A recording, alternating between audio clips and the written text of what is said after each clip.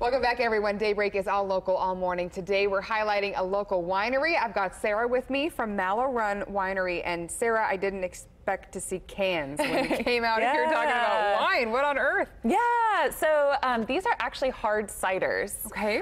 So we use locally grown cider apples from Adrian Orchard, which is on the south side of Indianapolis. We get the fresh pressed juice, and then the fermentation is pretty similar to winemaking. The big difference is that it's carbonated and then obviously canned. Yeah. And so we have some really fun flavors from our original sweet. We did a hopped one that's almost kind of reminiscent of like an IPA. Okay.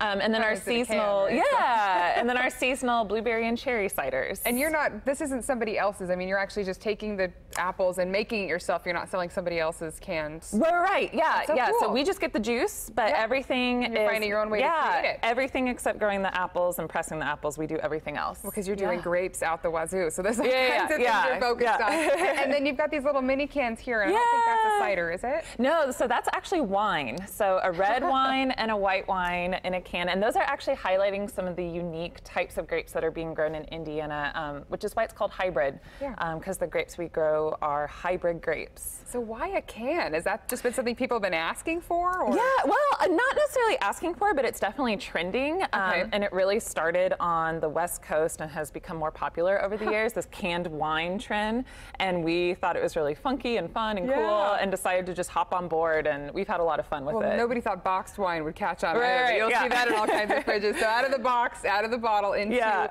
can. That's amazing. And so this is also something that you've done locally. This is your actual wine in here? Yeah, so they're blends. So both of them are blends. Yep, and it's all of those hybrid grapes that are blended together. And these are both kind of semi-sweet. Okay. But so get them nice and cold, and they're good. Like if you're going someplace that doesn't allow glass, like the track or the pool or the lake or wherever. You're right. It's a place that wouldn't even allow a glass bottle. And you don't want to bring a corkscrew, and you don't want to worry about wine glasses. It's just kind of a grab and go, throw in the cooler. An easy way to do it. That's great. Okay, so I know you've got tons of different wines. You said you got your dries, your sweets. Not all actually made from grapes. Tell me what you brought for us. So showing an example of some of our fruit wines, but really highlighting what is actually our #1 seller of everything that we make. Okay. So everything, not just fruit, but everything we make is our rhubarb wine. Like grandma's rhubarb? Like grandma's rhubarb, like taking grandma's rhubarb out of the garden. And making a really fun, sweet wine out of it. I didn't even know what the first thing about rhubarb. I mean, you grow it yourself, I'm assuming. We actually don't. No, you have to source that one. Yeah, we have to source that one because as much as we make, we would have like 40 acres of rhubarb that we'd have to grow. I'm not imagining like Indiana's this huge rhubarb state. No, it's actually grown in Oregon, and so again, we're getting the fresh juice, the rhubarb juice, and then doing the winemaking process. And putting your Hoosier twist on it. You got some other ones here that are fruit ones as well. Yep. So we have a blueberry. That's again a summer seasonal, and then that's made from blackberry, and it's actually a port-style dessert wine. So it's just a sipping wine. It's higher in alcohol. Blackberry winter. Kind of the smaller bottle. For a reason.